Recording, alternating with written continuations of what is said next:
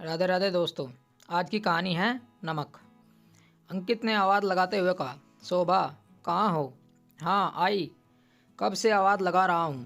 क्या कर रही हो? अंकित, वह मैं फार्म भर रही थी। आज लास्ट डेट है ना फार्म भरने की, तो आवाज़ पर ध्यान नहीं गया। अंकित, तुम्हारा तो रोज़ का नाटक हो गया है। शोभा, क्या हुआ अंकित, यह तो बताओ। अंकित, क्या हुआ? जैसे तुम्हें कुछ पता ही नहीं। शोभा, नहीं अंकित, मुझे सच में नहीं पता क्या हुआ। मैं तो नाश्ता बनाकर टेबल पर लगाकर और आप लोगों को आवाज़ देकर मैं किचन में कॉफ़ी बनाने चली गई। कॉफ़ी बनाते हुए फार्म भी भर रही थी। लेकिन बताइए तो सही क्या हुआ।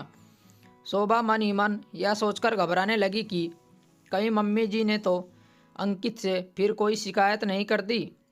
अंकित ने कहा, शोभा तुम चाहती क्या हो, यह बताओ।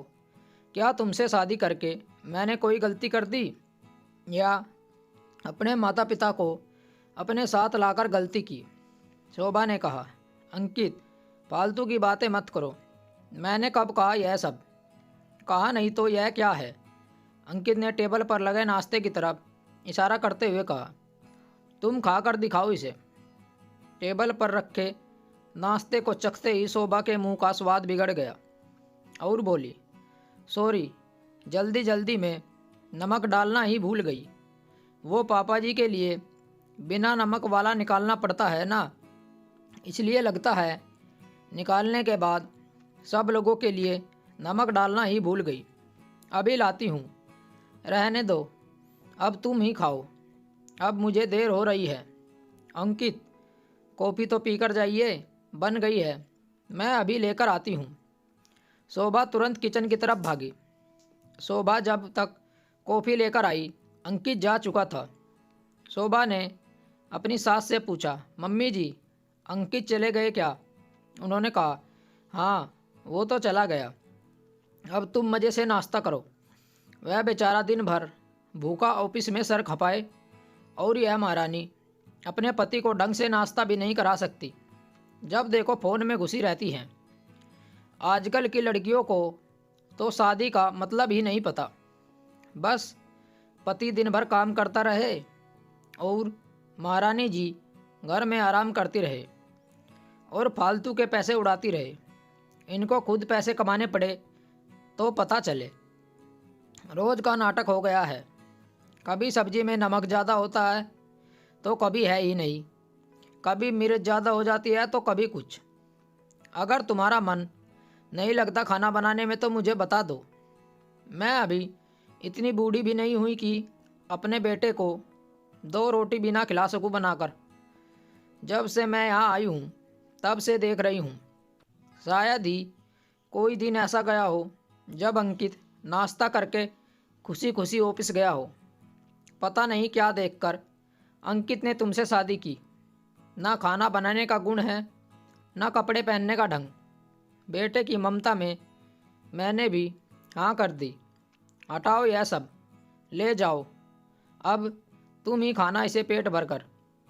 अनुपमा जी की बातों का सुनकर शोभा रोती हुई किचन में चली गई और अपने कामों में लग गई।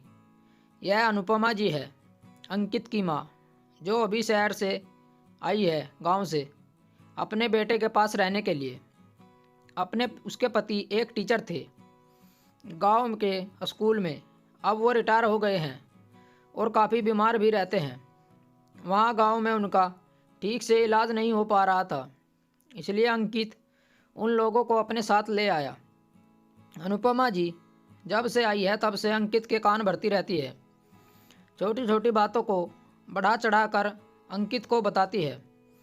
शोभा की गलती ना होने पर भी वह अंकित के सामने उसे ही दोषी ठहरा देती है, क्योंकि वह शोभा को पसंद नहीं करती है। वह अपने बेटे की दूसरी शादी कराना चाहती है, अपनी पसंद से खूब दहेज लेकर सबके सामने अपनी शान बढ़ा सके। शोभा और अंकित की शादी को 8 महीने हो चुके हैं। शोभा और अंकित की लव मैरिज हुई है। दोनों एक कॉमन फ्रेंड की शादी में एक दूसरे से मिले, फिर दोस्ती हुई और धीरे धीरे प्यार में बदल गई। अपने प्यार को नाम देने के लिए दोनों ने शादी कर ली। दोनों ने ही अपने परिवारों से बात की। दोनों ही परिवारों ने मना कर दिया, लेकिन शोभा और अंकित की जिद के आगे उन्हें झुकना पड़ा और दोनों की शादी हो गई। शोभा की शादी से पहले घर का कोई काम नहीं आता था, खाना बनाना भी नहीं आता था, लेकिन शादी के बाद वह धीरे धीरे सब सीखने की कोशिश कर रही थी। वह अभी थोड़ा एडजस्ट ही कर पाई थी कि उसके सास ससुर गांव से यहाँ उनके पास रहने के लिए आ गए। इससे आगे की कहानी हम अगले भाग में बताएंगे।